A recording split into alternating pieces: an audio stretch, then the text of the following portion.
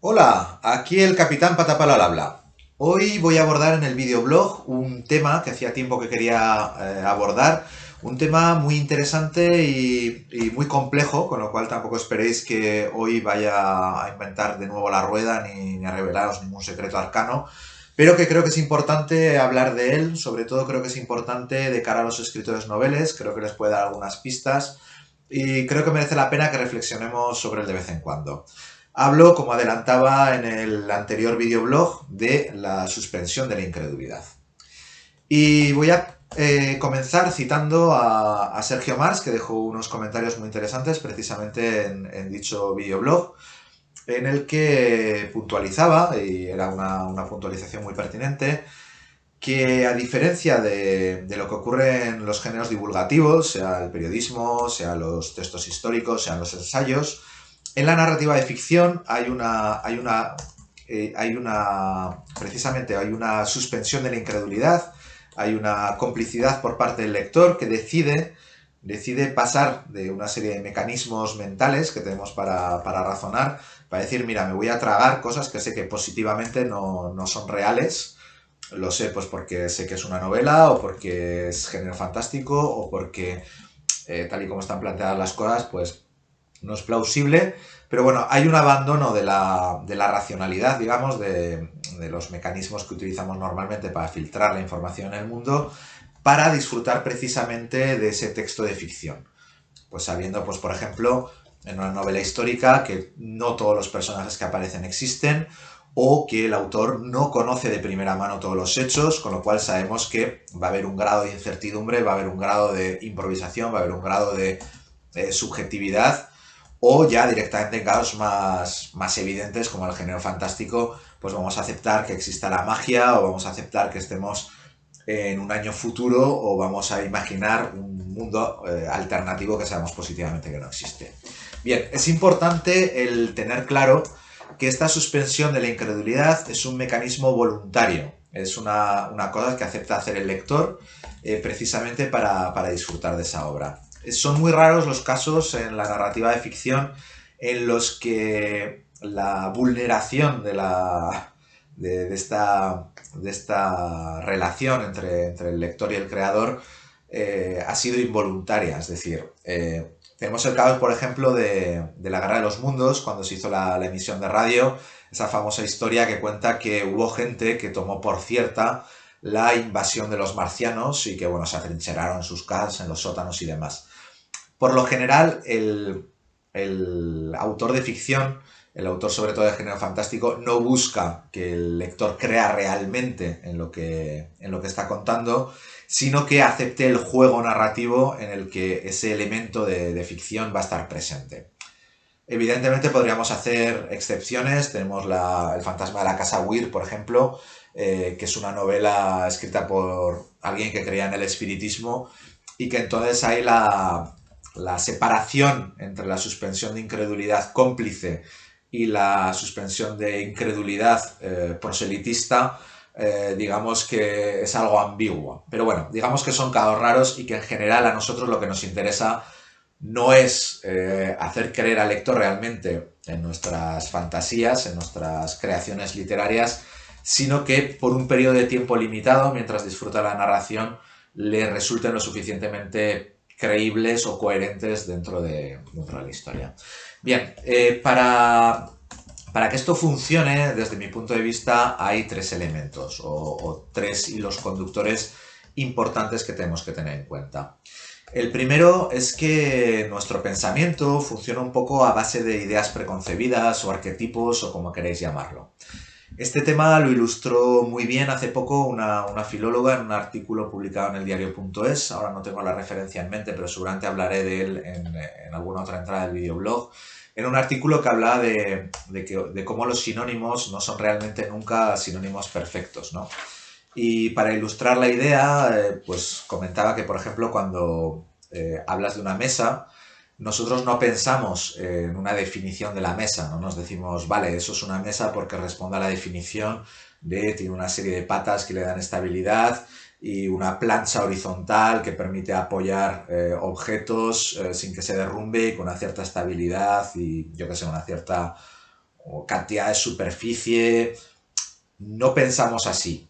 Nosotros pensamos una mesa y cuando vemos mesas, vemos si se aproxima o no intuitivamente a nuestra concepción de la mesa, ¿no? Y si se aleja demasiado, pues la mesa se convierte en una mesilla de noche, o se convierte en un atril, o se convierte en un altar porque está en una iglesia, o se convierte en un escritorio, en un secreter, pues porque tiene cajones o porque tiene una persiana que se baja y deja de ser una mesa puramente arquetípica para convertirse en otra cosa. Bueno, pues hay que tener en cuenta esto, pues porque cuando el lector aborda la lectura de una obra o la visión de una obra, él tiene sus ideas de lo que es coherente, de lo que es como tiene que ser, digamos, y si nos salimos demasiado del guión, lo vamos a ir poniendo a prueba. Es por eso que hice el videoblog precedente sobre la certeza, para llamar la atención sobre este aspecto que es muy importante. El lector o el espectador, cada vez que sea puesto a prueba, corremos el riesgo de perderlo, corremos el riesgo de que la suspensión de la incredulidad se rompa y hayamos perdido la conexión con él. Esto quiere decir que quizás no deberíamos arriesgarnos con elementos espúreos que no tengan sentido dentro de nuestra historia, sea porque van a crear escenario, sea porque buscan un efecto cómico, de terror, llamar la atención, estimular la imaginación, etc. No quiere decir que no podamos hacerlo, quiere decir que tienen un precio y tienen un riesgo, y entonces como autores tenemos que valorar si realmente merecen la pena dentro de la trama, dentro de la obra que presentamos. Esto es un poco como la reflexión aquella de que los adjetivos que no sirven ni para crear escenario ni para hacer avanzar la acción son adjetivos superfluos. Tema sobre el que volveremos en otra ocasión. Y diréis, bueno, patapalo, esto está bien, pero es un poco vago, ¿no? Entonces, yo para ilustrar esto, que es la forma perezosa en la que tenemos los profesores de explicar las cosas, en lugar de ir al meollo y pegarnos 40 minutos, pues intentamos tocar a la audiencia con un ejemplo. Os voy a poner dos por el precio de uno. El primero es sobre el Pacto de Lobos, la película esta que hicieron sobre la bestia de Gevadon, que a mí es una historia que me encanta porque es histórica, es folclórica y tiene todo este misterio en torno a una bestia bueno, esto es real, devoró y mató a una serie de pastores, a una serie de campesinos en una zona muy cercana a donde vivo, además, y que, bueno, como historia de terror es terrible, como verdad histórica, pues es interesante. Y en la película, pues dan su versión de la historia y hay muchas cosas abracadabrantes. Y yo estaba viendo la película y de momento todo me iba bien, ¿no? El tema siniestro, la especie de investigador ahí un poco pues inspirado, yo qué sé, si en Van Helsing o en Solomon Kane, con su gabardina de cuero, los tricornios, todas estas cosas. Y hasta ahí me iba bien la cosa, pero hubo un momento en el que se encuentran con una familia, un grupo de gitanos, de estos errantes así en plan Drácula, y hay un momento kung fu, ¿no? En la película. Y de repente, pues, la peña ahí se pone a hacer artes marciales y, pues, ¿por qué no? Diréis. Y seguramente hubo una parte del público al que le gustó, ¿no? Y para mí fue demasiado. Para mí no hacía falta.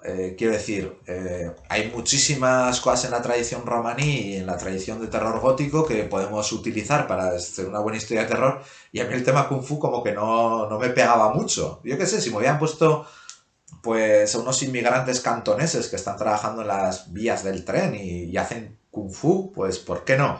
Pero aquello me chirrió, ¿no? Y ahí perdieron a un espectador y consiguieron que un tío que está muy predispuesto a que le gustara la historia, pues se quedara fuera. Luego el director o el guionista puede decir, no, pero es que era muy importante que hubiera una escena de artes marciales, es su decisión. No estoy criticando eso en concreto, estoy diciendo que todo tiene un riesgo y un precio. Y yo qué sé, pues por ejemplo Van Helsing, la película, conmigo empezó con mal pie, pues porque a mí Van Helsing me gusta que sea viejo y me gusta el tema este del profesor y tal. Y el Van Helsing al principio, cuando yo lo vi, aquello de, pues yo qué sé, la ballesta automática y también gabardina de cuero y lanzar botes de agua bendita como si fueran granadas y estas cosas, pues me parecía un poquito excesivo, pero oye, Magia del Pulp, al final es una película que me acaba gustando mucho y que la disfruto muchísimo, como placer culpable o como queráis, pero que me parece muy bien.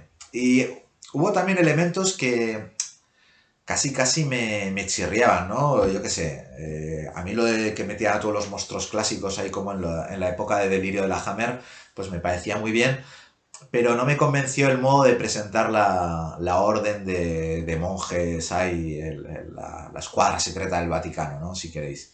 Pero bueno, eso son manías mías y simplemente era para ilustrar el tema de que funcionamos con nuestros prejuicios y que cada vez que vayamos a forzar la mano en torno a esto, va a depender de cada cual, incluso en el género fantástico, de llegar al lector o no. Entonces, tenedlo en cuenta cada vez que decidís meter un elemento disruptivo, como hablábamos en el tema de la certeza, va a tener su precio.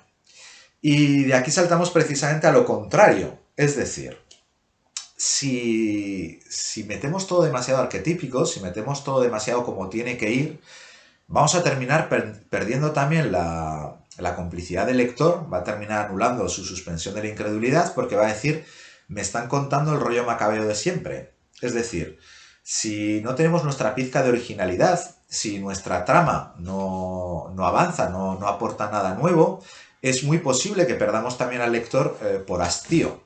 Va a decir, pues es que me está haciendo un refrito de, yo qué sé, me está volviendo a contar Drácula. Y yo Drácula, pues para leerme Drácula, me leo Drácula. O esto ya me lo hizo tal autor y no me aporta nada nuevo. Con lo cual, esta complicidad que yo he dado, pues porque quiero disfrutar de una historia de ficción, la voy a perder de nuevo. La voy a perder pues porque no tengo la motivación suficiente para avanzar dentro de esta ficción, que a fin de cuentas sé que es una ficción. Entonces, si no me está aportando una verdad, si no me está aportando una información auténtica de nada, y si no me está trayendo nada nuevo, nada que me haga tener una experiencia lector, una experiencia de espectador distinta, no voy a pagar el precio que es precisamente la suspensión de la incredulidad. Así que hay que encontrar un equilibrio entre mantenerse dentro de unas referencias que permitan evolucionar al lector dentro de nuestro mundo nuevo y al mismo tiempo hay que darle la suficiente carnaza nueva para que siga avanzando por ese territorio más o menos conocido. Y aquí el tercer hilo conductor, ya se lo habrán imaginado muchos, es precisamente el ritmo. Si dentro de nuestra historia avanzamos demasiado rápido y no dejamos tiempo a que el lector digiera los elementos nuevos, no vamos a conseguir mantener esta suspensión de la incredulidad. Y si por el contrario avanzamos demasiado despacio, al momento dado el lector o el espectador va a acabar aburriéndose y no va a poder continuar con la lectura o con la visión de la obra. Insisto, es un tema muy personal, es un tema muy subjetivo y no va a funcionar con todo el mundo igual. Es raro que haya obras que lleguen a muchísima gente, a muchísimo público, precisamente porque es raro que toquemos las mismas sensibilidades con todos. Y de hecho suelen ser obras poco arriesgadas precisamente por lo que decimos de los elementos disruptivos. Es decir, hay una buena parte que está en consonancia con lo que la sociedad cree y acepta en ese momento. Por seguir con los ejemplos así ya de cierre, hace poco le recomendé a mi hermano Las Crónicas de Frankenstein, que es una serie que estoy disfrutando muchísimo, y él me dijo que le pareció un rollete, aparte del tema blasfemo de apreciar así una obra decimonónica tan bonita en los escenarios y tan bien filmada y que además hace un homenaje muy interesante y al menos diferente de lo que es Frankenstein, pues bueno, deja claro que va a gusto los colores, ¿no? Y quizás esta sea la conclusión de esta primera aproximación al tema de la suspensión de la incredulidad. Y es que esto es un poco como la cocina. Pues va a haber gente que le va a gustar la cocina muy especiada y va a haber gente que le va a gustar la cocina con poca sal. Y va a haber gente que le encanta que le sorprendan y que cuando va al restaurante pide los platos que no ha probado nunca, pues porque quiere probar cosas nuevas y le gusta que le saquen de su zona de confort. Y va a haber otros que te van a pedir siempre el huevo frito con patatas fritas y 2 salchichas, pues porque sabe que es el plato combinado que le funciona y no se quiere complicar la vida.